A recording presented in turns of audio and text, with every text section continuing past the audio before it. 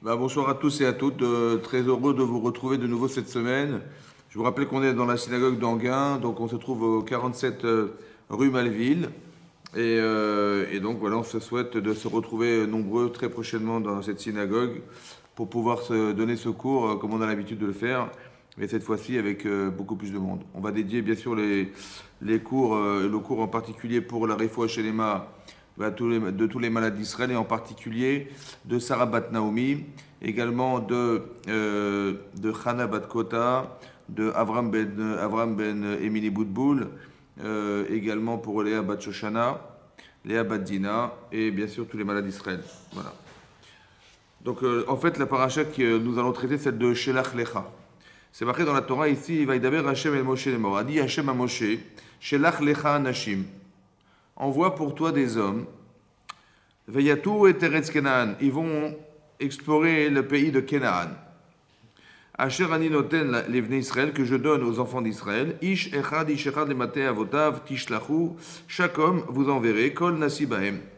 Donc tout chef de tribu, vous allez devoir envoyer. Ça veut dire que, en fait, dans le clan Israël, évidemment, il y avait des centaines de milliers de personnes qui composaient le clan Israël. Dans chaque tribu, il y avait des dizaines et des dizaines de milliers de personnes. Il fallait choisir une personne par tribu. Voilà. Et cette personne qui va être le Nassi, le chef, va devoir représenter la tribu du clan d'Israël qui va donc explorer la terre d'Israël. Voilà ce que dit Hachem. Mishenach lecha, envoie pour toi. Et Rachid expliquait, la man ismera parachat à Meraglim, les parachats de Myriam. Pourquoi on a juxtaposé dans la Torah, vous voyez, de nouveau, cette logique de proximité des sujets, la paracha des Meraglim, des explorateurs de la terre d'Israël, et celle de Myriam qui précède. La fin de la paracha de Baralotecha, elle traite du sujet de Myriam. Effectivement, Myriam, elle a fait de la médisance sur son frère en pensant bien faire, puisqu'elle a essayé de réconcilier le couple de son frère, évidemment en séparé de son épouse. Elle a trouvé ça pas très juste. Voilà, et donc elle s'est dit, mais ça n'est pas bien qu'un homme soit seul. C'est marqué clairement dans la Torah, Lotov Heyot Adam Levado. Lotov Heyot Adam Levado, ça n'est pas bien que l'homme soit seul. Et qu'est-ce que décide Moshe Rabbeinu? De se séparer de son épouse. Est-ce qu'il entend, elle entend de Tzipora, sa belle-sœur. Et elle est offusquée par la situation. Elle va interroger son frère. Elle lui demande à sa belle-sœur, mais pourquoi tu t'es séparé de ton mari? Elle lui dit, mais c'est clair, parce que quand on est prophète, on se sépare de sa femme. Voilà comment c'est préconisé dans la Torah. Mais d'où tu sais? Parce que Moshe m'a demandé de me séparer de lui. Et donc, juste après le matin de Torah, il m'a dit, voilà, je ne peux plus rester avec toi. Et donc, elle est offusquée par cette situation. Et Myriam, il dit, je comprends pas, c'est parce qu'on est prophète qu'on se sépare de sa femme. Oui, et non plus de son mari. Moi, jamais, Hachem, il m'a demandé de me séparer de mon mari. Et j'ai interrogé Aaron, il s'est jamais séparé de sa femme. Et donc, et tout à coup, elle va avoir la tsarat, et donc la sept lèvres, qui est révélateur de la médisance qu'elle a formulée sur Moshe Rabbeinu. Bien qu'elle a voulu bien faire, bien qu'elle a essayé de sauver le couple de son frère, évidemment, elle a essayé de bien faire. Et quand bien même, on voit que cette médisance est reprochée dans le clan Israël. Et donc, demande le Midrash, à ce que rapporte Rashi, Laman Ismecha. Ça veut dire pourquoi on a juxtaposé ces parachiotes? Pourquoi les sujets qui sont traités dans la paracha de Baradotecha, c'est celui du Lachonara de la médisance, et le sujet traité dans la paracha de Shelach Lecha, c'est les fameux Meraglim. Alors Rashi nous explique la chose suivante, et c'est le sujet du cours. Les fiches l'acta al iskediba, parce qu'elle a été frappée, elle, al iskediba. Ça veut dire qu'elle a dit du mal de son frère. Elle a été frappée de lèpre. D'accord? Cette maladie-là, c'est pas une maladie, c'est une maladie spirituelle, en fait, qui ne touche que les tzadikim. Oui, parce que les gens qui sont pas tzadikim, ils n'ont pas ces problèmes. Et donc, en fait, pourquoi c'est ça? Parce que ça remet en cause la personne. Donc, elle devient tout à coup un exemple. Un exemple pour le clan Israël, pour le peuple juif, de dire attention, en fait, soyez vigilants. Sur la médisance, parce que des fois c'est très très subtil, on veut faire du bien, et finalement c'est pas bien, et on est touché par la tsarat, et donc en fait ils ont vu ça. Donc dit Rashi, qu'est-ce qui s'est passé? Parce que l'acta el iskediba, donc elle a été touchée par la lèpre, et donc dit Rashi, verishaim alalou, et on les appelle des rishaim, donc des gens qui ont été choisis, sélectionnés, on les appelle An-Nashim dans le texte, c'est-à-dire que c'était tous des gens kshérim, des gens intègres, on a pris les meilleurs, qui ont été choisis par Moshe Hachem. Akadosh Baruch Hu, il a choisi ces hommes, puisque Moshe a été voir Hachem, il dit, voilà, celui-là il est bon, et il dit, ouais, c'est le bon, etc., jusqu'à ce qu'on ait choisi 12 hommes. On a pris des gens qui étaient censés être des gens kshérim, des gens kachers.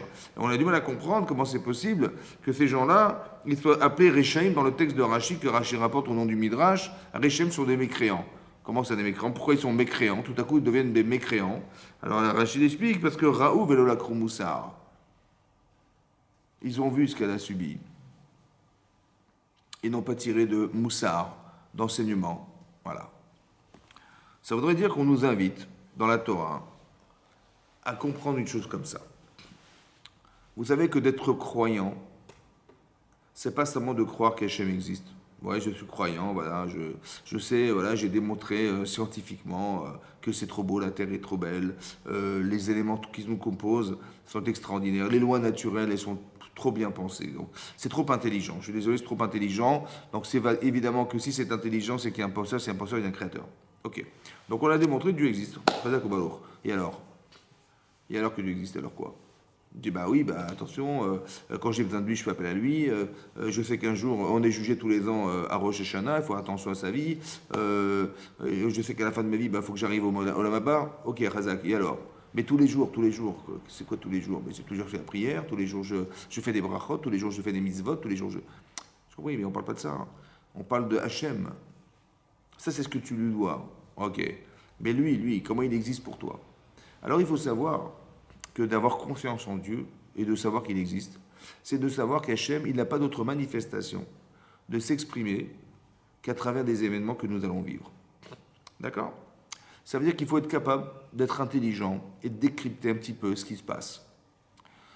Et notamment ici, voilà. Ici, de quoi on parle? C'est quoi le sujet? En fait, on vient d'apprendre, voilà, on a reçu le journal, et on vient d'apprendre, voilà, dans les journaux, on a vu ça dans les médias, que Myriam, elle a fait du Lachon Hara sur Moshe Rabbeinu. Ok. Donc j'ai reçu l'information, qu'est-ce que je fais avec? Qu'est-ce que vous faites de cette information? Alors il y a des gens qui vont dire, mais comment ça? Mais de quoi tu parles? Myriam, elle a fait du Lachon Hara sur son frère Moshe Rabbeinu. Waouh, waouh, waouh, waouh, waouh. Mais comment elle a osé faire une chose pareille? Je ne comprends pas, moi. On est sorti d'Égypte grâce à Moshe Rabbeinu. Nous a lavé à la mer Rouge, bah, c'est par Moshe Rabbeinu. On a reçu la Torah exclusivement par Moshe Rabbeinu. Si on est capable de recevoir de la manne dans le désert, c'est par le mérite de Moshe Rabbeinu. Mais comment elle a osé parler de cet homme? C'est effroyable ce qu'elle a fait là. Et donc, qu'est-ce que je fais? Je fais un constat. Je constate. Voilà, en général, quand on dit j'ai bien réfléchi, ouais, j'ai bien réfléchi, donc j'ai bien constaté qu'elle a fait n'importe quoi. Comment on peut dire du mal de Moshe Rabbeinu? C'est pas parce que tu n'as pas compris ce qui se passe dans sa vie que tu vas critiquer Moshe Rabbeinu. Et donc qu'est-ce qu'on fait? On lui dit, vous savez ce qu'elle a eu? Elle a été punie. Ah bon, qu'est-ce qu'elle a eu? Elle a eu la lèpre. Mais combien de temps? Une semaine. Comment ça, une semaine? Mais moi, j'aurais donné 3 mois, moi, de lèpre. Vous avez compris? Donc, qu'est-ce que je fais en fait? Je suis en train de vous expliquer que dans la vie, on fait des constats. Ouais? On constate, voilà, on juge et on constate. Ok, mais toi, qu'est-ce que tu tires comme leçon de ça? Rachid nous dit là, Raoult Vélo la Kromoussar. Ils ont vu quelque chose, mais ils n'ont rien tiré comme leçon de ce qui leur est arrivé. On a envoyé une information qui est extraordinaire quand même. Et qu'est-ce que tu tires comme information et comme leçon de ce que tu entends? Ou de ce que tu vois, ou de ce que tu vas vivre? Mais la vie est remplie de leçons. Tu dis, ben la leçon, je ne sais pas moi, ben ça se fait pas, ce qu'elle fait, ça se fait pas. Mais c'est pas une leçon, ça, c'est un constat. Tu dis, elle s'est moquée de Moshe Rabbeinu, c'est pas bien. C'est pas une leçon, c'est un constat. En fait, le constat, hein, il m'intéresse pas. Moi, ce qui m'intéresse, c'est la leçon que tu en tires. Ça veut dire quoi, la leçon que tu en tires? La leçon, en fait, elle est claire. C'est que, tu vois, hein, c'est pas simple de devoir intervenir. Et moi, si j'étais à sa place, je ne sais pas ce que j'aurais fait. Et je me dis quand même, mais Myriam, c'est une grande tzadékette, quand même, c'est une femme exceptionnelle. Et elle est tombée dans ce panneau du Lachon Hara. Ça veut dire que des fois, hein, en fait, on pourrait imaginer que sous prétexte de mitzvah, on se fait avoir. Ouais, parce qu'elle a voulu bien faire, elle a voulu essayer de sauver le couple de son frère, elle a fait au mieux qu'elle a pu penser, et quand bien même elle est tombée dans un panneau. Donc ça veut dire que le Lachon Hara, c'est subtil quand même. Hein. On pense bien faire, et des fois, hein, on n'est pas assez vigilant. Parce que les Sarahim nous manipulent, et on risque de faire une avéra sous prétexte de mitzvah. Vous comprenez? Et si on avait tiré cette leçon, peut-être qu'on se serait méfié quand on a exploré la terre d'Israël, on se serait méfié, on aurait dit, attends, qu'est-ce que je vais faire là? Je vais aller raconter ce qui se passe là-bas. Donc tout est vrai, c'est vrai que tout est juste, hein. Il y a des géants qui s'y trouvent, c'est vrai. La preuve, c'est qu'ils ont des fruits énormes, ils consomment des fruits énormes. C'est des fruits qu'on leur a apportés, on leur a montré des fruits énormes pour dire la terre, elle est extraordinaire, hein. Elle produit des fruits mais énormissimes, hein. On n'a jamais vu ça de notre vie, hein. Mais imaginez-vous les gens qui les mangent, comme ils devaient être grands. Eh ben effectivement, on a trouvé des géants là-bas. Aïnou be'enehem kachagavim. On était à leurs yeux comme des sauterelles. Ça veut dire, imaginez vous-même, ceux qui m'écoutent, imaginez-vous, vous êtes des adultes et vous avez des sauterelles à vos pieds. Eh bien, nous étions des sauterelles. Ça veut dire on aurait pu se faire écraser en 2 minutes, quoi. Et vous voulez vous battre contre ça? Et c'est des gens qui vivent dans des villes fortifiées, sur des montagnes. On retrouve Amalek, on a dû faire la guerre contre Amalek, c'était difficile. Voilà de quoi est composée la terre d'Israël. En fait, qu'est-ce qu'on a fait? En fait, on a raconté, c'est des vérités, hein. Mais l'intérêt de la vérité, c'est quoi le but de la vérité? C'est quoi le but l'objectif, c'était quoi? Ben, c'était de leur faire peur, finalement. En fait, on nous a fait peur. En pensant bien faire, parce qu'on se dirait, ben, si on avait été à l'époque, on se serait dit, ben, heureusement qu'on a envoyé les Méraglim. Heureusement qu'on a envoyé des explorateurs, parce qu'on serait rentré la fleur au fusil, on aurait été massacrés, quoi. Parce que comment vous voulez vous battre contre des géants? Comment voulez-vous battre aller combattre des gens qui se trouvent sur des montagnes? Mais c'est impossible, vous comprenez que c'est impossible. Et donc, qu'est-ce que ça veut dire? Ben, ça veut dire que on aurait perdu. Heureusement qu'on a eu l'intelligence d'envoyer des explorateurs. Et ce jour-là, en fait, on a pleuré. C'était Tisha B'Av. En fait, qu'est-ce qui se passe? En fait, ce qu'on aurait dû se dire, c'est de dire, voilà, on tire des enseignements. J'ai vu Myriam, et je me dis, attends, c'est subtil de la Shonara. Je tire des leçons de l'existence, de mon existence, je tire des leçons du rapport que j'ai à l'existence. Et qu'est-ce que je me dis? Je me dis, attention, si la prochaine fois que ça arrive, je suis construit, je suis nourri de cet impulse, de ce sentiment-là. Il faut faire attention. Voilà, j'ai peur parce qu'elle est tombée dans le panneau, on peut tous tomber dans le panneau, parce que si déjà Myriam, elle est tombée dans un panneau pareil, mais nous, a fortiori, donc on doit être très très vigilant. Et si on avait eu cette crainte et cette vigilance, on se serait dit, waouh, qu'est-ce que je vais dire au clan d'Israël? Ouais. Bon, je vais quand même aller consulter Moshe Rabbeinu, lui demander, tiens, qu'est-ce que vous en pensez? Voilà le constat qu'on a fait. Voilà, on vous a fait un bilan de ce qu'on a vu là-bas, de ce qui se passe, qu'est-ce qu'on fait? Alors il dit, surtout ne leur faites pas peur. Hein. Surtout ne leur racontez pas que ça va être impossible. Dites-leur, ça va être compliqué. Mais si manifestement, ça n'est pas possible physiquement de se battre contre ces gens-là, autrement dit, Hachem, il nous envoie un message en nous disant, écoutez, ça n'est pas possible de faire la guerre, et Hachem, il le sait pertinemment. Donc c'est une invitation à lui dire, Hachem, je t'en prie, délivre-nous de cette posture, et c'est toi qui feras la guerre, finalement c'est toi qui feras la guerre. Est-ce que vous comprenez que dans la situation dans laquelle on se trouve, il n'y a pas de solution? On est des sauterelles, on est comme des sauterelles aux yeux de ces géants. Évidemment, qu'est-ce que vous allez faire avec vos épées on ne peut rien faire. Donc on va alors lancer des lances, ils vont rigoler. Donc qu'est-ce qui va se passer? Donc finalement, on ne pourra jamais faire la guerre. Et si on ne peut pas faire la guerre, parce que physiquement ça n'est pas possible, alors plutôt que de s'angoisser à se dire mais de toute façon on ne pourra rien faire, mais comment on va faire, comment on va s'en sortir, on va s'angoisser. Mais de toute façon Hachem il sait pertinemment que tu n'es pas outillé pour faire la guerre. Il sait pertinemment que la taille que tu as, elle te suffira jamais à battre ces géants. Il le sait Hachem. Alors pourquoi il t'a envoyé là-bas? C'est pourquoi il t'a envoyé là-bas? Il n'y a pas de solution. C'est pourquoi il t'a envoyé là-bas? Parce que la solution c'est lui. Et donc là tu te serais dit mais je vais surtout pas leur dire qu'on n'y arrivera jamais. D'accord? Je vais leur dire, c'est vrai que c'est difficile, mais dans la situation où on se trouve, évidemment que c'est impossible. Donc quand c'est impossible de pouvoir se battre contre des géants, évidemment que la logique c'est de se dire qu'Hachem il pourvoira et c'est lui qui fera la guerre. Vous avez compris ça? Ça veut dire que c'est ça la leçon qu'on aurait dû tirer. C'est subtil de la Shonara. Or, qu'est-ce qui s'est passé? On n'a pas tiré de leçon. Peut-être qu'on a même critiqué Myriam, peut-être qu'on a même fait, on s'est dit, mais qu'est-ce qu'elle a été racontée, des choses pareilles? Ça va? De quoi elle se mêle, madame? Et voilà ce qu'on aurait pu dire. En fait, quand vous entendez ce discours, c'est un discours dans lequel on ne tire aucune leçon. Et c'est pas ça qu'Hachem il a voulu faire. Il ne nous a pas informé de ce qu'a fait Myriam pour que nous-mêmes on puisse faire de la Shonara sur elle. Vous avez bien compris? Ou se moquer d'elle, ou bien de détériorer l'image qu'on aurait d'elle. C'est pas ça l'objectif. Donc il faut réfléchir et se dire, l'objectif c'est qu'est-ce que j'apprends de ce qui m'arrive. Et ce que j'apprends de ce qui m'arrive, c'est ça. Autrement dit, ce que la Torah voulait nous dire, ouais, c'est que c'est très intéressant de voir qu'on devrait s'habituer à vivre comme ça.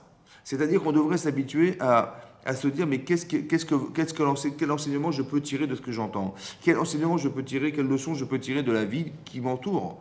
J'entends une information, je vis quelque chose, je tire des enseignements de ce que je vis. Parce que c'est la seule et unique moyen de communication qu'Hachem il a. Il ne va pas vous téléphoner, d'accord, il a votre numéro, mais vous ne l'avez pas le sien. Donc, il ne risque pas de nous téléphoner. Donc, la seule manière qu'il a de communiquer, c'est quoi? Ben, c'est nous faire vivre, hein, vous comprenez?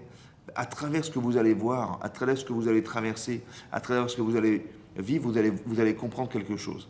Et souvent, malheureusement, on ne le comprend pas forcément très bien. Et c'est pour ça qu'en fait, on n'en tire rien comme leçon.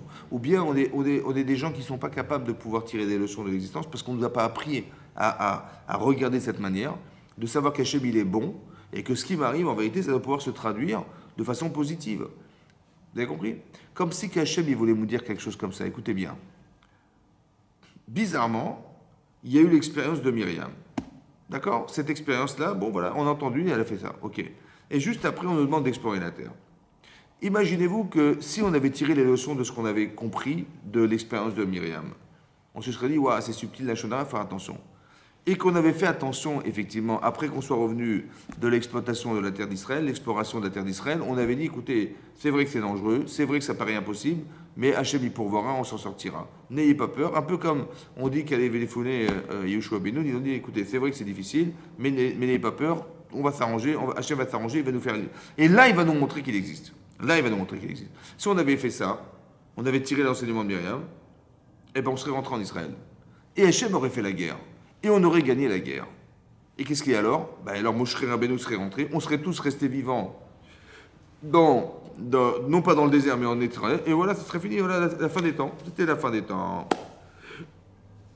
Ça veut dire que Myriam, elle, toute seule, elle avait le mérite, par cet enseignement qu'elle enseignait et qu'on aurait dû tirer comme leçon, elle avait le mérite qu'on serait tous rentrés en Israël. On aurait tous pu rentrer en Israël. Malheureusement, ça ne s'est pas passé comme ça.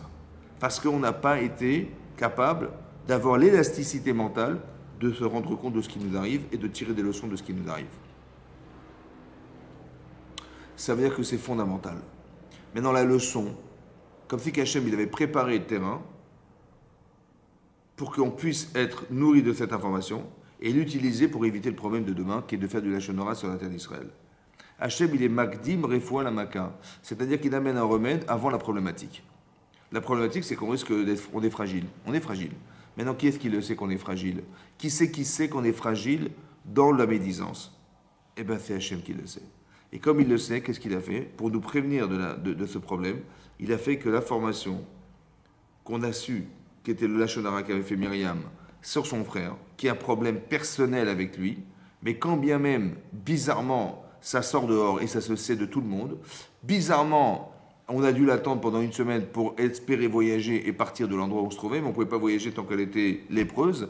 Donc on a dû attendre qu'elle se soigne, et après qu'on ait su qu'elle se soigne, là on a bougé. Mais c'est pas normal ce qui se passe, vous avez compris, parce qu'elle a un problème familial avec son frère, ben, qu'elle se débrouille avec son frère, avec ses frères. Mais qu'est-ce qu'on a besoin de nous de le savoir? Qu'est-ce que ça nous impose? On nous impose un truc pareil. Vous avez compris? Et elle, on lui impose un bisayon barabine, parce qu'elle a eu honte. Tout le monde a su ce qu'elle a fait et c'était honteux. Est-ce que ce qu'elle a reçu comme punition n'est pas au-delà de ce qu'elle a fait? Un problème avec son frère, qu'elle s'est avec son frère. Voilà, avec Moshe Rabbeinu, avec Aaron. Qu'est-ce qu'on a besoin de savoir tout ça, nous? Ouais. En fait, vous avez compris que quand l'information, normalement, elle ne devrait pas se savoir et elle se sait, c'est qu'Hachem, il voudrait qu'on l'apprenne, cette information. On la prenne à charge et on l'investisse dans notre cœur parce que ça va nous servir un jour. Dorénavant, vous saurez que quelque chose qui n'aurait jamais dû être su, parce que ça ne concerne personne, et que ça sort dehors. L'information, elle est connue de tous, vous saurez dorénavant qu'elle doit absolument servir. Elle servira parce que si je ne tiens pas compte de cette information, demain, oui, je vais fauter, je vais me tromper, je vais me planter. Et donc c'est très important que vous compreniez ce principe. Ce sont des mécanismes qu'on a décryptés de la Torah et qui nous apprennent comment Hachem il fonctionne avec nous. D'accord? Non seulement il envoie des informations, mais il y a une façon de l'interpréter que tu pourrais te dire, mais qu'est-ce que je peux apprendre de là? Ou ce que je vois, quel sentiment j'en tire? Qu'est-ce que je tire comme sentiment? Eh bien, c'est ce que tu ressens qui est important. C'est ça qu'Hachem il va utiliser. Vous avez compris? Par exemple, on l'a vu dans la paracha de Miketz. Là-bas, c'est marqué qu'il y avait la famine en Israël. Donc il y avait la famine en Israël, et dans le monde entier, il y avait la famine. Et donc Yaakov demande à ses enfants bah, d'aller en Égypte, là on sait qu'il y a de la nourriture en Égypte, eh ben, pour s'alimenter, il faut qu'on aille en Égypte. Bon, Hachem, il a dit, bah, Yaakov, il demande à ses enfants d'aller en Égypte. Bon, ils partent en Égypte. Arrivé là-bas, bah, évidemment, Yaakov leur a demandé de ne pas passer par la même porte. D'accord? Pourquoi? Bah, il avait peur de l'Aïnara. Donc, comme ça dit Rachid, il avait peur du mauvais œil et que ses enfants étaient beaux, étaient forts. Il avait peur qu'ils subissent le mauvais œil. Et donc, qu'est-ce qu'il a demandé? Il a demandé que les enfants, attention, ne rentrez pas tous ensemble par la même porte, passez par des portes différentes. Et cet argument-là, c'est l'argument que va choisir Yosef. Il va dire, mais j'ai pas compris, pourquoi vous êtes passé par des portes différentes? Il va dire, ben, notre père, il est tunisien. Et puis, il a peur de l'Aïnara, vous comprenez? Bon. Évidemment, ils ne vont pas aller voir Youssef en disant, vous savez, mon père, il est tunisien, il a peur de l'Aïnara. C'est pas vrai, vous avez compris. Donc, ils ne vont pas dire ça à Youssef, qui pensait être le vice-roi d'Égypte. Ils ne savent pas quoi dire. Qu'est-ce qu'ils vont dire? Ben, voilà, on est passé par des portes différentes. Il dit, attendez, je ne suis pas dupe. On ne passe pas comme ça par des portes différentes. Vous êtes des espions. Parce que je ne vois pas pourquoi vous seriez passé par des portes différentes. Maintenant, il a choisi espion. Pourquoi il a choisi espion? Pourquoi il leur a dit vous êtes des espions? Parce que Yosef, il savait que ses frères, ils analysaient tout ce qu'on leur disait. Il savait que ses frères, ils tenaient compte de tous les enseignements de la vie. Toutes les leçons qu'on peut en tirer, il les tire. Alors je vais leur dire espion. Je vais voir comment ça va réagir. En fait, pourquoi il a dit espion? Bah parce que quand ses frères, ils ont entendu le rêve, Yosef, il a fait deux rêves en fait. Il est arrivé un jour que tous ses frères étaient des gerbes pliées et la sienne était debout. Il dit, ben, je sais pas, j'ai rêvé, vous alliez vous prosterner devant moi. J'ai fait un autre rêve, ouais. J'ai rêvé de mon père, de ma mère, qui était la lune et le soleil, et puis des étoiles. Et ces étoiles, pareil, elles se prosternent devant la mienne. Ah bon? C'est tout, ça va? Ah ouais, c'est tout, ouais. Mais dis-moi, tu t'es pris pour qui? Le roi, ça va, tu vas régner sur nous, tu vas nous gouverner. Ça veut dire que tu t'es pris pour le roi d'Israël. Quoi, Yehuda, qui est censé être le roi d'Israël, il va se poser devant toi. Ça va, t'as rien trouvé d'autre. Ben, c'est ce que j'ai rêvé. Il va écouter un rachat. Et donc on va te juger, on va te condamner à mort parce que celui qui se rebelle contre la royauté d'Israël, il condamne à mort. Et c'est ce qu'ils ont fait.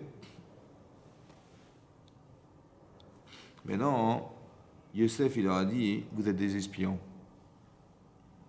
Qu'est-ce qu'il a essayé de faire? Ben, il a essayé de leur dire, dites-moi, qui c'est qui vous a permis d'espionner mes rêves? Parce que, manifestement, vous êtes rentré dans mes rêves, d'accord? Et vous avez écouté mes rêves, vous êtes ressorti, vous vous êtes dit, mais comment on pourrait interpréter le rêve autrement que d'être le roi d'Israël? J'ai dit, ouais, c'est logique, évidemment. Devant qui, Yehuda, roi d'Israël, il va se prosterner? Mais il n'y a personne. Ça veut dire que tu es un rachat. Ok, donc c'est une interprétation. Mais est-ce que c'est sûr à 100% que c'est ce que j'ai rêvé? Je dis 100%, on ne peut pas dire, mais attendez, mais c'est logique. Allez, devant qui Yehuda il peut se prosterner? C'est impossible, personne, il n'y a pas. Au-dessus du roi, il n'y a rien. Il dit c'est vrai. Mais est-ce que tout ce qui est logique est vrai? Je dis, bah, je ne sais pas. Vous avez espionné mes rêves. Parce que je ne suis pas roi d'Israël, je suis roi d'Égypte. Waouh. Ça veut dire qu'il a espéré que par espion, intellectuellement, c'est-à-dire que psychologiquement, le mot espion allait résonner en eux et qu'ils auraient fait teshuva. Ça n'a pas marché. Alors il leur a dit, écoutez, je ne vous crois pas. Vous êtes des espions, je ne vous crois pas. Vous m'aviez dit que vous avez un petit frère. Il est où ce frère? Ben, je dis, il est resté en Israël. Je dis, je ne vous crois pas. Vous êtes des menteurs. Autant vous m'avez menti que, soi-disant, vous n'étiez pas là pour être des espions, mais autant je ne vous crois pas. Bon, écoutez, c'est simple, je vais garder Shimon en otage, d'accord, et acheter ce que vous avez besoin, retourner en Israël, mais je ne veux plus vous voir. Et si vous revenez, d'accord, alors revenez avec ce fameux Binyamin, là, vous m'avez dit que vous aviez un petit frère. Mais sinon, c'est pas besoin de revenir. Hein. Ok. Qu'est-ce qui se passe, en fait? Donc, ils ont acheté cette fameuse marque, ils ont dépensé l'argent qu'ils avaient pour acheter de la marchandise. Et au retour, qu'est-ce qu'a fait Youssef? Il a fait en sorte que l'argent qu'ils avaient dépensé, les bourses d'argent, il les a remis dans les sacoches qui étaient portées sur leurs ânes. Et en chemin, ils ont ouvert les sacoches. Et Lévi, il a ouvert la sacoche, il a retrouvé l'argent.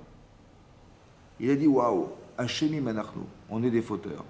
Je sais pas, nous on aurait dit waouh, grâce à Dieu, on a acheté pour des milliers d'euros et Akadosh Baruch Hu nous a rendu l'argent. Merci Hachem, oh, qu'est-ce qu'il est gentil Hachem. D'accord, ça nous a rien coûté. Finalement, ce qu'on a vu dépenser, bah, Dieu nous l'a rendu. On a une émouna, vous savez, nous on a une émouna de commerçants. Hein. Et donc on dit, bah écoute, merci Hachem de m'avoir permis d'avoir acheté tout ça gratuitement, quoi. Ça m'a rien coûté. En fait, ils n'ont pas raisonné comme ça. Ils ont dit Hachemi Manachnu. On est des fauteurs. Qu'est-ce que ça veut dire? Qu'est-ce qu'il nous a fait Hachem? Comme si on est des voleurs. Et tout à coup, ils se sont reprochés d'avoir vendu Yosef. Et tout à coup, ils ont dit peut-être que à cause de Yosef. Ouais, Yehuda dit mais c'est à cause de vous. Vous aviez vendu Yosef, il fallait pas le vendre. Et voilà qu'Hachem nous le reproche. En fait, on tire des leçons de ce qui nous arrive. Ça veut dire que quelque part, même si ce qu'on se reproche, on a du mal à le sortir et l'avouer, le fait de vivre une expérience pareille, de souffrance en fait, qu'est-ce que ça va faire? Ben, ça va faire que, en vérité, au fond de moi-même, je sais que je me reproche de l'avoir vendu. Mais consciemment, j'ai pas envie d'y penser parce que c'est trop dur à supporter. Qu'est-ce que fait Hachem?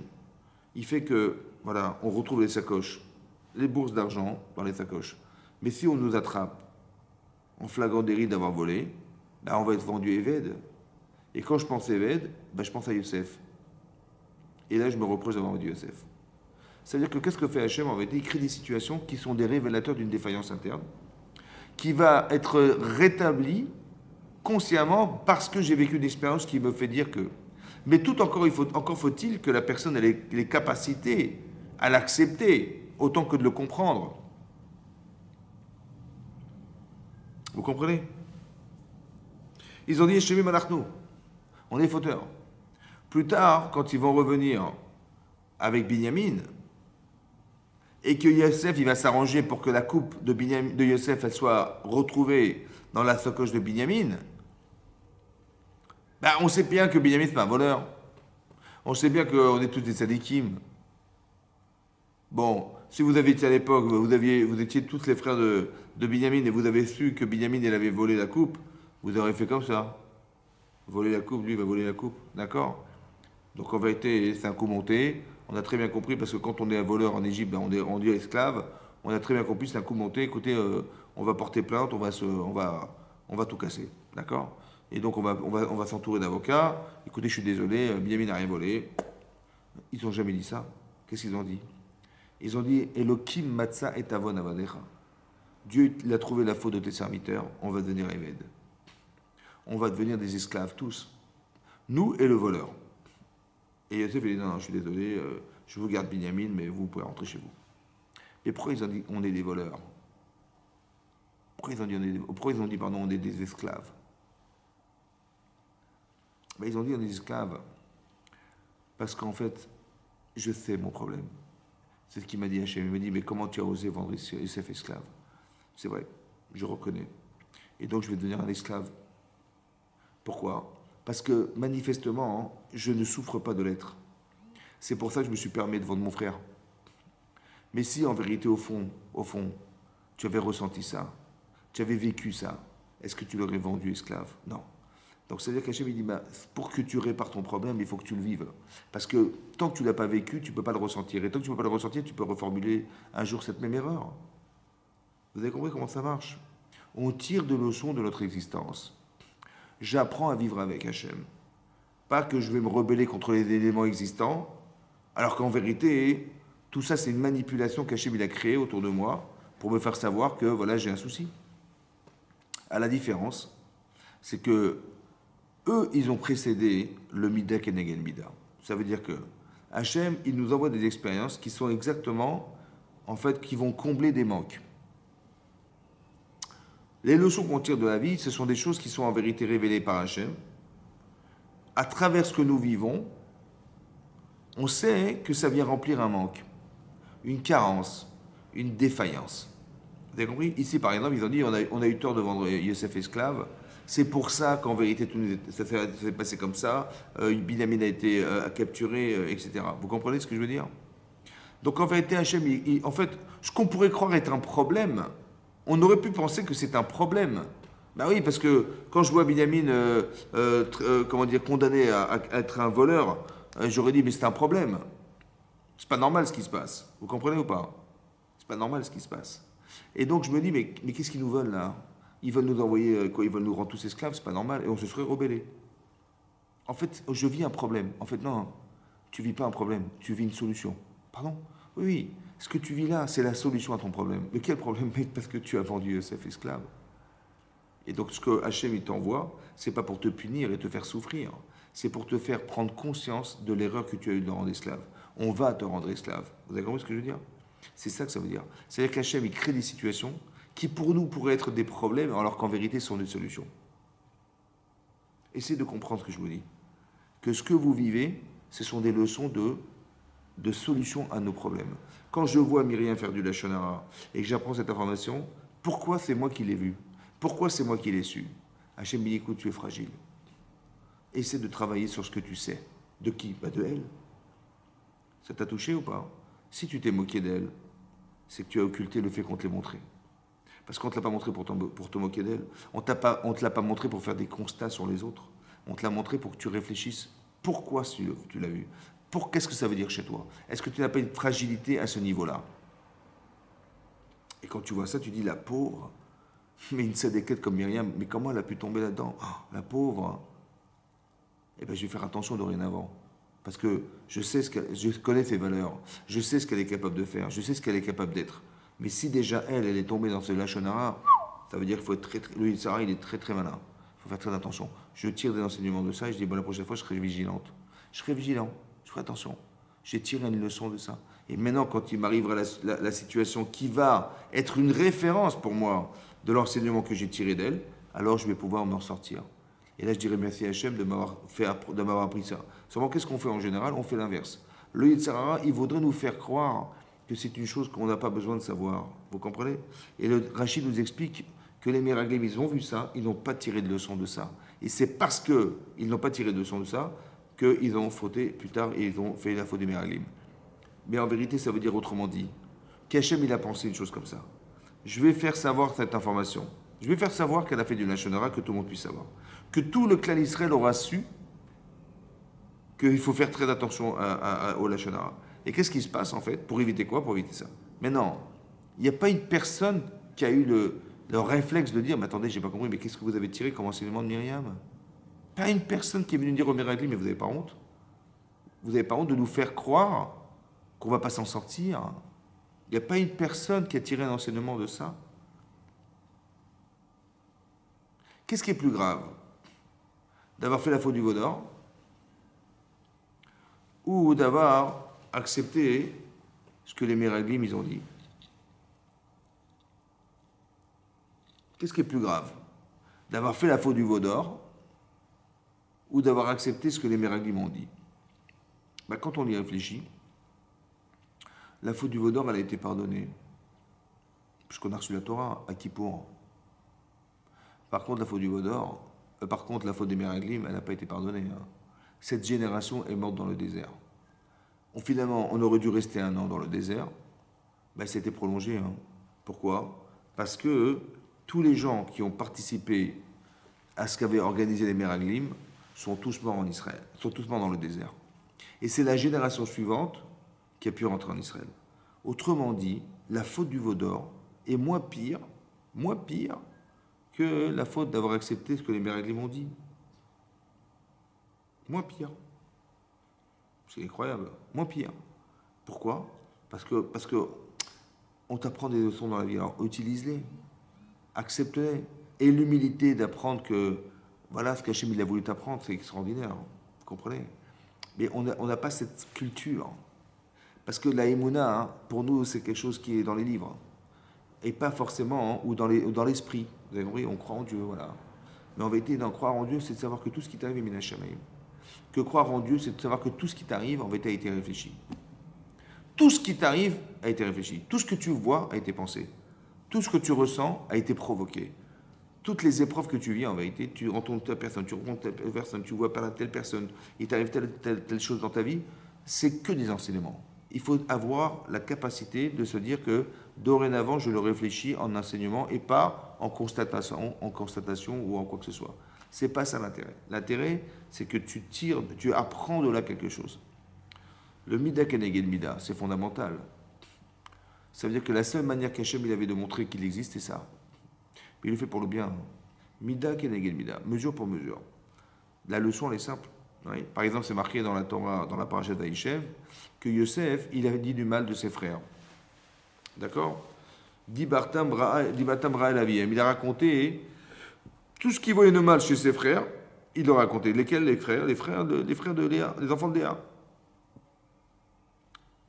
Et là-bas, c'est marqué dans Rashi qu'il les a soupçonnés de trois choses. D'abord, il a dit à son père, papa, il traite les enfants des servantes d'esclaves. Voilà ce qu'il a dit à son père. Ok. Ensuite, il a dit, il mange Ever Minachai, il mange des animaux vivants. Il y a une vache qui passe, il lui tranche un petit morceau de steak, et elle court, et puis elle se bat. On ne mange pas des animaux vivants. D'accord, on ne mange pas la chair d'animal vivant, on lui fait la shrita, etc. Donc là, ils se sont permis de. Il leur dit, ils ont fait une faute grave, même les bnés noirs, des enfants de Noach, ils ont l'interdiction de consommer des animaux vivants. Autant qu'ils sont chachoudim barayot, ils ont des mœurs légères avec les femmes. Voilà ce qu'ils ont dit. Avec des femmes mariées, carrément. Voilà ce qu'a dit Yosef à ses frères. Et tout était faux. Et qu'est-ce qu'a fait Hachem? Mida keneged mida. En fait, comment il va savoir qu'il a eu tort? Eh bien, c'est Hachem qui va lui faire savoir. Pourquoi? Parce qu'il va être vendu esclave. Parce que la femme de Potiphar, elle va lui courir après. Parce que il va voir de ses yeux vus, lorsqu'ils ils ont vendu Yosef, avant de le vendre, ils ont pris un gdizim, un chevreau, d'accord? Ils ont fait la shrita devant lui. Et il a vu de ses yeux vus qu'ils ne mangeaient pas des animaux vivants. Et c'est avec ce sang-là, de l'animal, qu'ils ont aspergé la tunique de Yosef. Vous avez compris?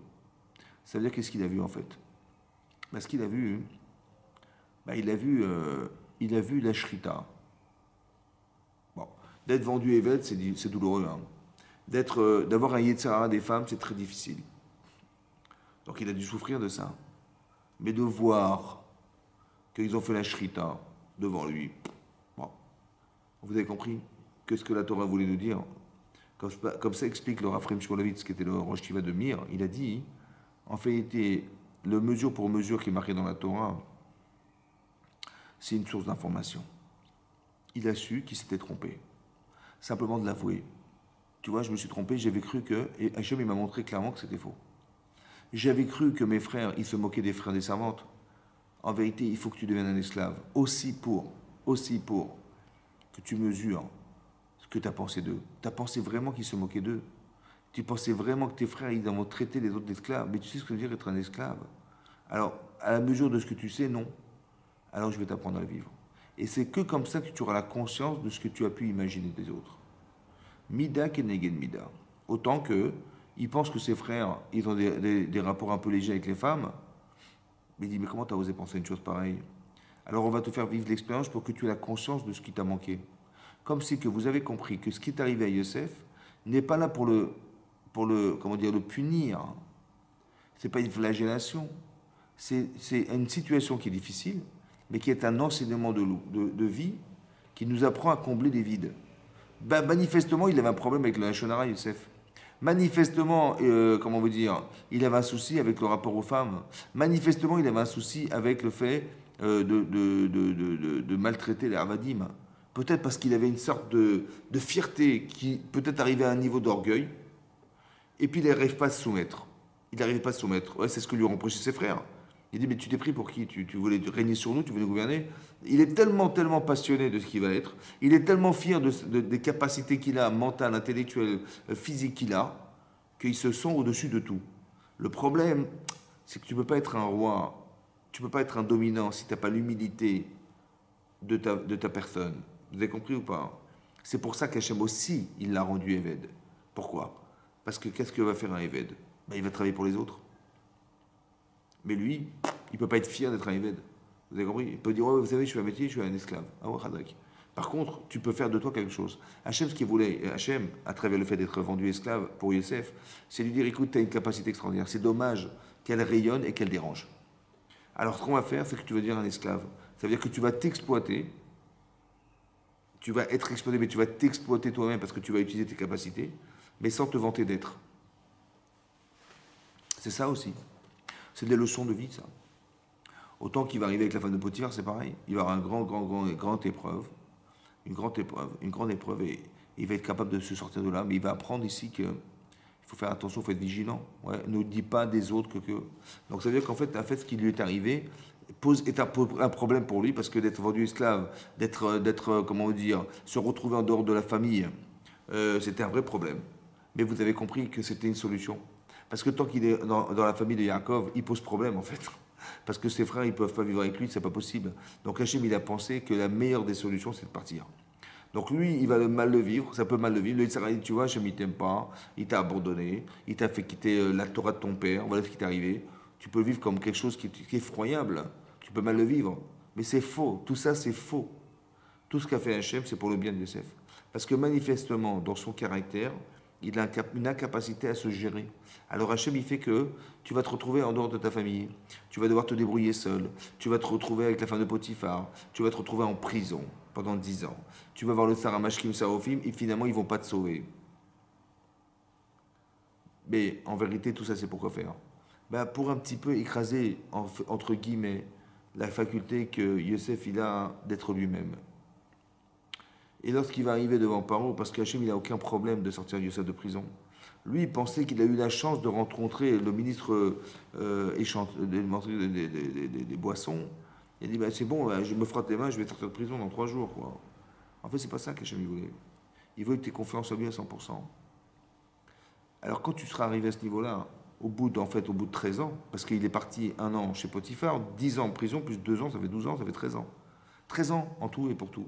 Et là, lorsqu'il va arriver devant Paro, et lorsqu'il aura la chance de pouvoir se libérer en fait de la prison, parce que bah, évidemment que Paro a besoin de lui, donc il va dire écoutez c'est simple, il n'y a pas de problème, je vais vous interpréter votre rêve, puisque je suis un grand psychanalyste, hein, vous savez, mais à condition que vous me sortiez de prison. Voilà, vous signez sur la feuille, il n'y a pas de problème, je sors, et je vous dis tout ce que vous voulez savoir, je le dis.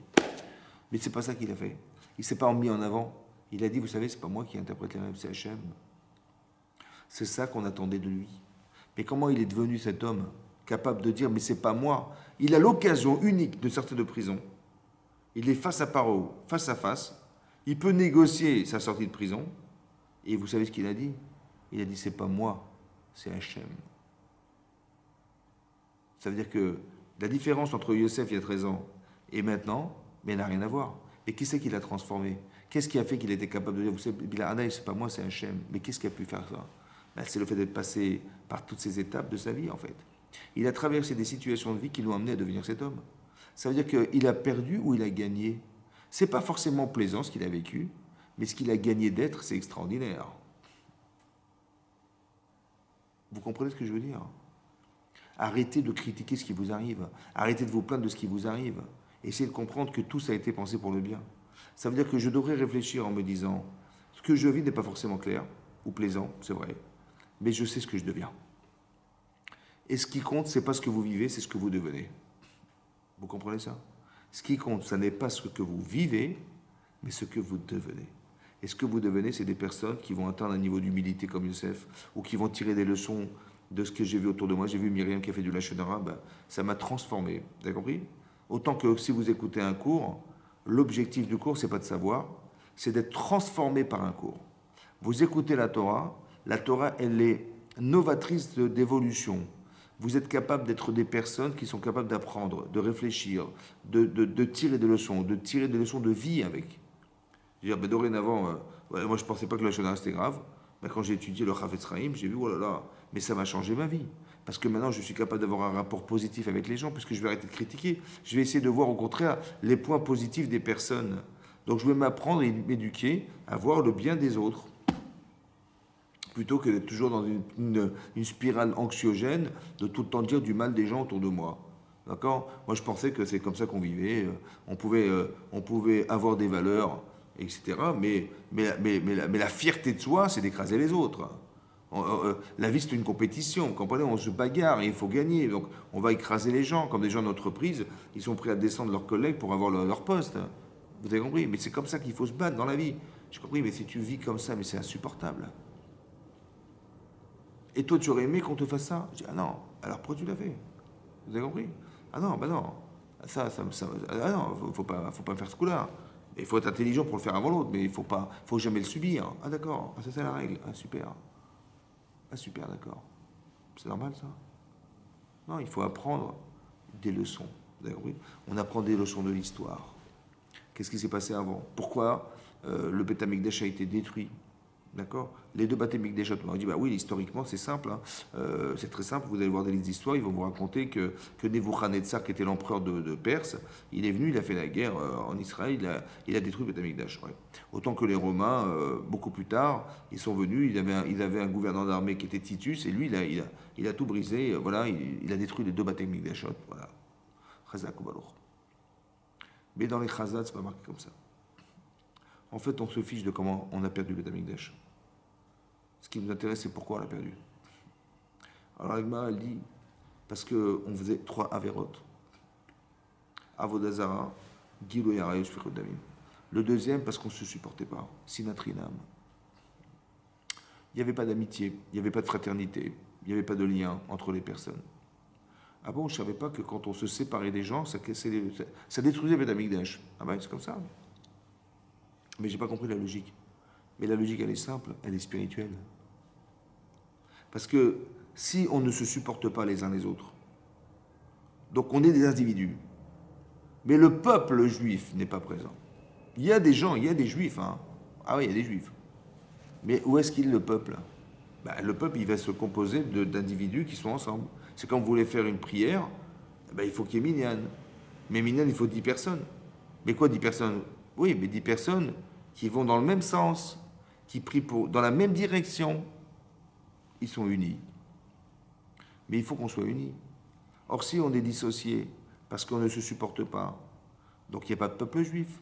S'il n'y a pas de peuple juif, donc Dieu il est le peuple de quoi? Il est le roi de quoi? De rien.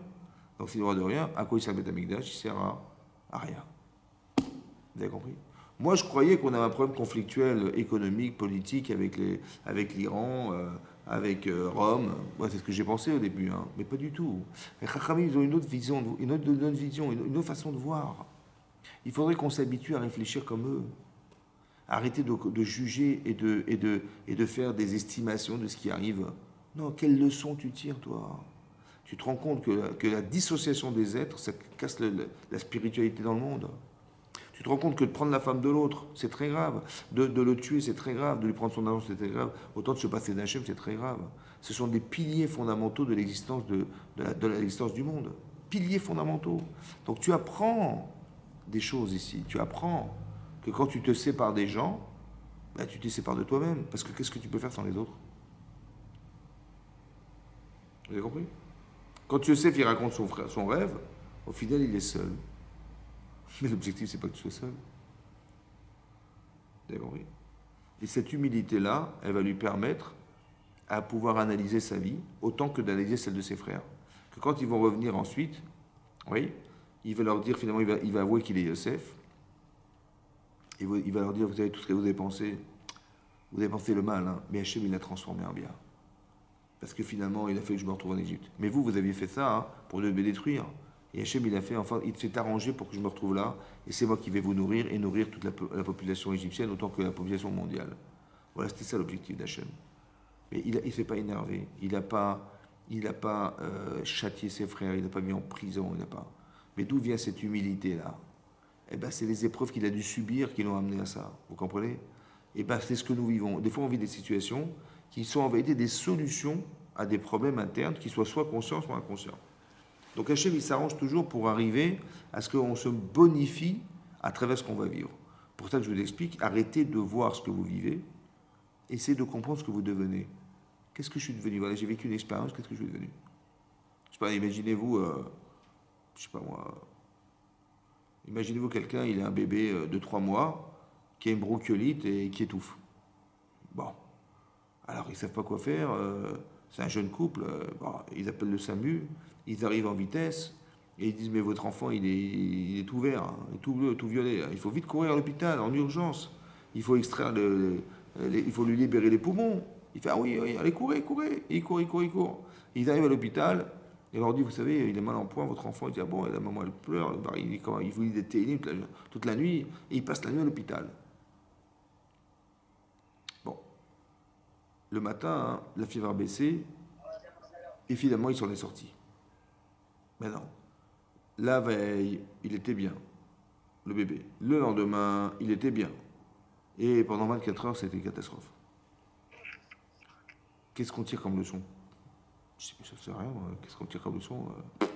Mais Hachem, il n'a rien à faire que de vous angoisser la vie, je n'ai pas compris.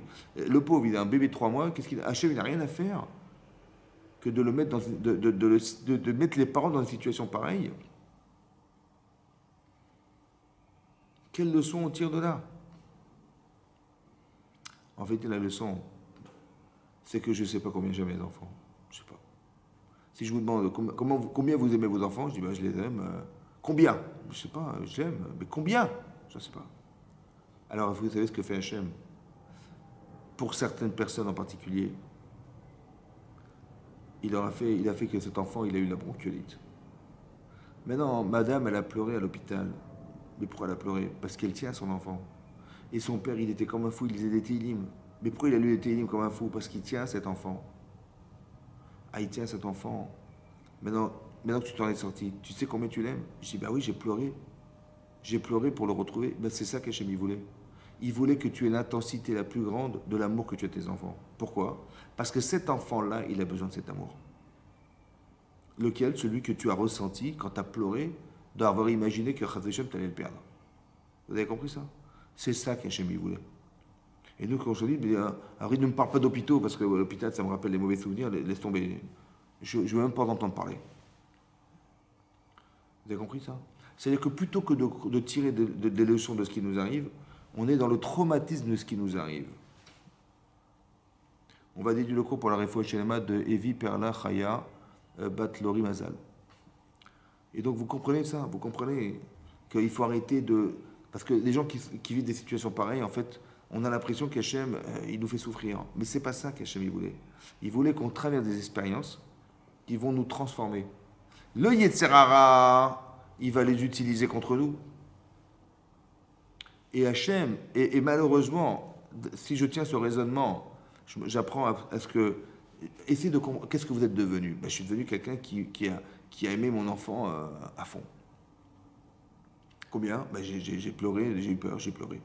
Et cette expérience, elle a suffi pour savoir combien je l'aime. Et maintenant que tu sais combien tu l'aimes, alors tu sais ce que tu peux donner. Vous avez compris? C'est comme ça qu'on vit. C'est comme ça, la transformation des êtres. Et bien Hachem, il le fait parce qu'il sait que cet amour-là, mon enfant, il en aura besoin un jour. Alors il m'a fait vivre cette expérience pour que je ressente profondément combien j'y tiens. Vous comprenez? Il n'est plus comme l'enfant d'hier-avant-hier. Parce que là, bon, ben, je l'aimais comme tout le monde. Mais là, non, je l'aime autrement. Je l'aime beaucoup plus profondément. J'ai un rapport avec lui qui est beaucoup plus profond, beaucoup plus intense, beaucoup plus vrai. Vous avez compris? C'est ça qui s'est passé. C'est ça la différence fondamentale. Et donc c'est comme ça qu'on vit les événements, de tirer des leçons de nos expériences de vie, de savoir se les approprier, de vivre avec. D'accord? Parce que c'est que comme ça qu'Hachem nous parle. Il n'a pas d'autre moyen de communiquer avec nous que dans la capacité que nous avons, d'avoir les bonnes midotes, les qualités humaines suffisantes pour pouvoir apprécier ce qui se passe, d'accord? Autant que de pouvoir bien comprendre ce qui arrive, parce que je suis mahamine, je suis croyant. Et même si je n'ai pas compris ce qui m'est arrivé, j'ai été transformé, c'est sûr et certain.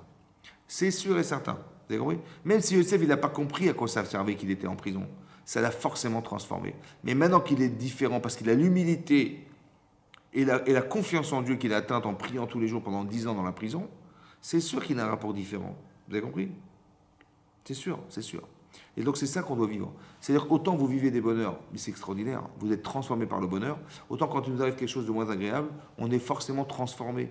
Juste qu'il faut juste comprendre et accepter l'idée qu'on a changé. Vous avez changé. Pas de dire non, mais ce changement, j'en voulais pas. Ou quelqu'un va dire, mais je me souviens, on était à l'hôpital, mais c'était une catastrophe, je peux plus, l'odeur de l'autel, je peux plus sentir. Parce que c'est-à-dire que Dieu il t'a fait là pour que il t'a envoyé dans un hôpital pour que tu dises, mais je peux plus supporter les hôpitaux. Et c'est la seule leçon que tu as tirée, quoi. C'est tout, c'est rien d'autre. Rien d'autre. Mais non, il faut tirer de leçons de là. Qu'est-ce que tu as gagné d'être? Vous comprenez ou pas? La transformation. C'est comme tu dis, je suis célibataire et je suis marié. C'est quoi la différence? Bah, la différence, une des différences, bah, c'est que célibataire, tu as accumulé des bagages, de la connaissance de la vie, euh, mais en vérité, ça reste que du potentiel. Quand est-ce que tu vas expérimenter ta vie? Bah, quand tu vas être en couple, là. Quand tu vas être avec tes enfants. C'est là que tu vas exprimer quelque chose, tu vas exploiter ce que tu es. Mais il faut agir, il faut vivre avec. Quand tu es célibataire, bah, tu fais ce que tu veux de ta vie. Hein. Quand tu étais étudiant, il t'est arrivé le soir, je sais pas moi, le Motsai Shabbat, d'aller faire un poker avec tes copains et tu t'es bien saoulé, d'accord. Et puis le matin, bah, tes parents ils t'ont vu dans cet état-là, ils ont dit ouais, dimanche il ne va pas tenir. J'ai un ami, un médecin, il va lui faire une ordonnance, il va lui dire voilà, qu'il est souffrant, il n'ira pas à l'école, c'est pas grave. D'accord. Bon. Mais moi, père de famille, c'est ce que je vais faire avec mes enfants. Je dis écoutez, demain, c'est dimanche, super, demain c'est dimanche. Écoutez, dimanche soir, on va faire la fête, d'accord. On va faire un poker toute la nuit. On va bien saouler, il me reste du whisky dans les placards, on va tout vider. Et puis c'est pas grave, vous inquiétez pas les enfants. Lundi matin, je vous donnerai des ordonnances médicales pour dire que vous étiez malade, de tous fiévreux, machin. J'ai un ami qui est médecin. Vous inquiétez, tout va bien se passer. Et tous les mois, on fera comme ça, on se retrouvera. Est-ce que vous êtes capable de dire à vos enfants qu'on va tous se saouler dimanche soir et qu'ils n'auront pas l'école? Ben non. Mais c'est pourtant ce que vous faisiez avant vous. D'accord. Comment ça se fait qu'on ne le fait plus? Ben on ne le fait plus parce que quand on est parent, on devient responsable. Et ce qu'on espère, c'est que nos enfants, ils seront bien éduqués, ils auront des valeurs, ils auront des principes fondamentaux. C'est ce qu'on espère. Je veux bien, mais si tu restes le même que célibataire, c'est impossible. Ah oui, tu as raison. Surtout que les enfants, vous savez quoi? Ils adorent les contradictions. Je ne sais pas pourquoi c'est comme ça. Si vous allez dire à votre fils, tiens, révise la Mishnah, hein. Il dit, pardon? Oui, mais demain ta Mishnah, révise ta Gemara, révise ton Chumash. Je dis, mais papa, tu me demandes, à moi de réviser? Oui, oui. Mais tu commences quand, toi, à étudier, papa? Je n'ai pas compris. C'est tellement important à tes yeux, mais pourquoi tu n'étudies pas? Pourquoi je ne te vois pas étudier? Pourquoi je ne te vois pas réviser la Mishnah, étudier la Mishnah, étudier la Gemara, étudier le Chumash? Je t'ai jamais vu assis. D'accord. Alors, ne me demande pas ce que tu fais pas, je t'en supplie. Mais c'est intéressant parce que ça veut dire que, bizarrement, les enfants, ils adorent chercher les contradictions. Vous avez compris? Ils adorent. Ils adorent. Et donc, qu'est-ce qui se passe? Pourquoi c'est comme ça? Pourquoi Hachem, il a fait qu'ils ont des tempéraments pareils? Parce que tu ne peux pas échapper, mon chéri. Ça va? Ça veut dire que si tu n'es pas parfait, tes enfants, ils seront imparfaits. C'est comme ça. Donc, toi, tu le sais. Donc, tu vas faire attention à ton attitude, à être un bon exemple, à avoir un discours cohérent, un discours logique, d'avoir des midot tovot, je sais pas. Mais c'est quoi en vérité tout ça? Ton expérience de mariage, qu'est-ce qu'il a permis? Il a permis que tu t'améliores, que tu t'aguerrisses dans ta vie. En vérité, ce qui est incroyable, c'est que le mariage, c'est un filtre extraordinaire pour devenir un tzaddik, quoi. Bah, en face de toi, tu as une femme qui te regarde en permanence, qui est différente de toi et qui t'apprend à vivre. Tu as un mari qui t'apprend aussi à exister parce que tu as des défauts. Et tu as des enfants qui sont en permanence, qui te regardent. Ils te regardent toute la journée. Donc si tu n'es pas un exemple parfait pour eux, bah, ça ne va pas aller. Et toi, tu n'as pas envie non plus que ça n'aille pas, donc tu vas être obligé de te parfaire. Donc c'est là qu'est-ce qu'il a fait Hachem? Il t'a dit, quand tu vas te marier, mon chéri, tu vas changer. C'est comme ça. Tu dis, mais la vie, la mariage, c'est une galère, c'est machin. Mais non, ne regarde pas ce que tu vis, regarde ce que tu deviens. Et tu deviens un tzaddik, tu deviens une tzaddikette. Tu vois, tu t'occupes. Il n'y a pas plus grand chesed que de s'occuper de tes enfants. Il n'y a pas plus grand chesed que de s'occuper de ça, d'entretenir sa relation avec sa femme et son mari. Il n'y a pas plus grand amour que l'amour de son épouse ou de son mari. Il n'y a pas plus grand, comment dire, d'amour de ses enfants. Il n'y a pas plus grande fraternité entre frères et sœurs. C'est que la famille, c'est une centrale nucléaire dans laquelle il y a des valeurs extraordinaires qu'on devrait développer et de pouvoir s'inspirer de la relation parentale, de la relation maritale, qui est intense, qui est véritable, pour se dire, mais si on pouvait simplement la copier à l'extérieur, ça aurait été super. Si j'arrive à aimer les gens comme j'aime mes enfants, si j'arrive à aimer les gens comme j'aime mon épouse, ce serait superbe. Vous avez compris pas? D'arriver à puiser des enseignements de vie. Vous avez compris? Tu vis quelque chose en couple, au lieu de dire, oui, mais bon, j'ai une femme qui est un peu galérante, mes enfants, ça ne va pas toujours très bien, etc. D'accord, mais tu fais des constats, il y en a marre des constats. Qu'est-ce que tu tires comme enseignement de vie? D'accord. Ok, c'est un constat, mais qu'est-ce que tu fais avec? À quoi ça sert que Hachem il t'ait fait te marier avec une personne qui n'a rien à voir avec toi? Une femme, c'est une femme et toi, tu es un homme. Pour qu'ils soient rien à voir tous les deux. Essaie de comprendre pourquoi Hachem il a créé ça. Pourquoi tu vas t'occuper à faire du beu avec tes enfants? Tu vas devenu un bébé ou quoi? J'ai pas compris. Mais pourquoi Hachem il t'a fait ça? Tu es arrivé au summum de ton truc, tu dis je veux me marier, j'ai une parnassa, je me marie, etc. Donc je pense que je suis arrivé à un certain niveau où je peux m'engager. Et hop, tu retournes dans l'enfance, tu as des petits bébés, des petits machins. Une fois, une femme, elle m'a dit, elle avait beaucoup d'enfants, elle m'a dit, vous savez, j'arrive plus à parler français. Je dis pourquoi? Parce qu'avec mes enfants, je parle comme des enfants, comme des bébés, quoi. Et je dis, ah, vous avez compris? C'est une galère. Je dis, non, c'est la preuve de l'amour, l'abstraction de soi pour toi, pour les autres. C'est extraordinaire. Que tu te rends compte que tu as perdu ton langage. C'est fou. Je dis, bah oui, j'ai perdu, j'ai compris. Mais pourquoi tu l'as perdu? Parce que tu t'es occupé des autres. Et pourquoi tu t'occupes? Parce que tu t'occupes de tes enfants. Mais combien t'as donné d'amour alors? Combien t'as donné d'amour pour tes enfants? Si je vous disais, voilà, imaginez-vous, vous avez un voisin qui vient et qui frappe à la porte à 18h. Bon, il dit, je suis désolé, vous n'aurez pas une petite bouteille de lait pour... Ouais, il n'y a pas de problème. Bon, il arrive à 18h. 3 heures plus tard, il arrive, il est donc 21h. Il dit, je suis désolé de vous déranger. Voilà, si vous avez une petite brique de lait pour mes enfants, il n'y a pas de problème. Il arrive à minuit. Pardon? Oui, bon, quand ça commence à être un peu long, là, à minuit, il arrive. Il vous réveille pour dire, écoutez, 3 heures du matin, il sonne à la porte, il sonne à la porte, il dit, excusez-moi de vous déranger, une brique de lait. Bon, à la fin, vous lui mettez la brique dans la figure, quoi. Avec le voisin, au bout de 4 fois, c'est insupportable. Mais vos enfants, c'est tous les jours. Une femme qui vient d'accoucher, toutes les 3 heures, elle se réveille pour donner, pour allaiter son enfant, pour faire un biberon. Mais elle va pas s'énerver, elle va pas prendre son fils et jeter par la fenêtre parce qu'il en a marre. Non, vous avez vu l'amour qu'on a des autres, mais c'est extraordinaire. Mais pourquoi on ne tire pas des leçons de ça? Tirer des leçons de... Tu vois bien que dans ta vie, tu as des solutions pour faire abstraction des souffrances que tu as dans ta vie. C'est un truc de fou, quoi. Tu vois bien que si tu aimes, eh ben tu souffres pas. Tu dis, mais l'autre, il a eu l'audace de taper à ma porte, mais il n'a pas honte. Mais si tu aimes, tu ne souffres pas. Vous avez compris? Si simplement je pouvais m'inspirer de la capacité de patience que j'ai avec mes enfants pour l'attribuer aux autres. Vous avez compris? C'est comme un type, il a une secrétaire et il lui a demandé de faire un travail très spécifique parce que demain il a un rendez-vous avec la banque, il faut que ce dossier soit complet et tout ça.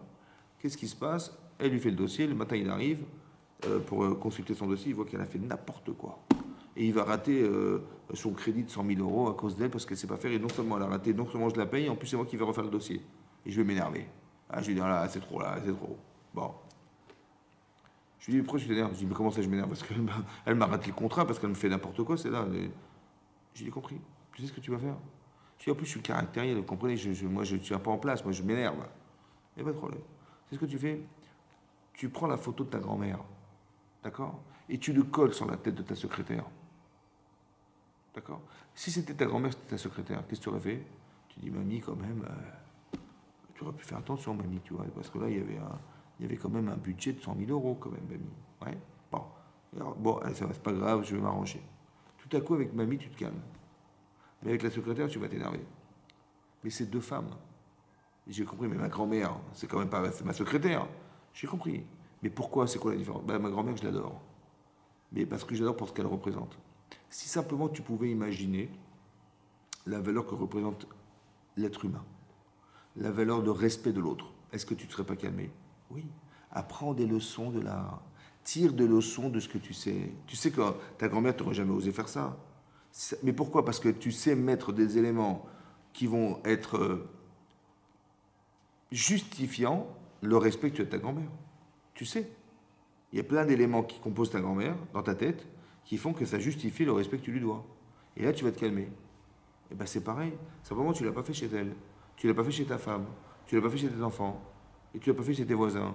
Et tu n'as pas fait de travail. Ben, c'est normal que tu vas, au moindre écart, tu vas t'énerver. C'est dommage que tu n'aies pas tiré d'enseignement, de loi. Vous avez compris ça?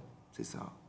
C'est important qu'on retienne cette leçon. C'est pour ça que le cours il était dédié à cette vocation que la Emouna, pour moi, hein, c'est pas seulement de savoir que Dieu a créé le monde, c'est que chaque instant de ta vie, tu puisses savoir qu'Hachem, il communique avec toi. Chaque seconde de ta vie, chaque information, chaque chose que tu vis a été réfléchie, pensée par Hachem. Et c'est ce qu'on espère avec Hachem, qu'on puisse avoir l'intelligence de tirer des leçons de ce que nous vivons, et que si même on n'est pas capable de le faire, qu'au moins on accepte que ce qu'on a vécu, ça a été pensé, les Tova pour Hachem, par Hachem, et que ça puisse transformer nos vies. Amen, Kedi Ratson. Merci beaucoup de m'avoir suivi. Je vous souhaite une bonne soirée, une bonne Shavua Tov et qu'on se retrouve très prochainement dans le Beth Midrash, avec le monde et que tout le monde puisse assister au cours. Ben Hashem. Chazak Baruch, je vous remercie beaucoup. Kol Tov.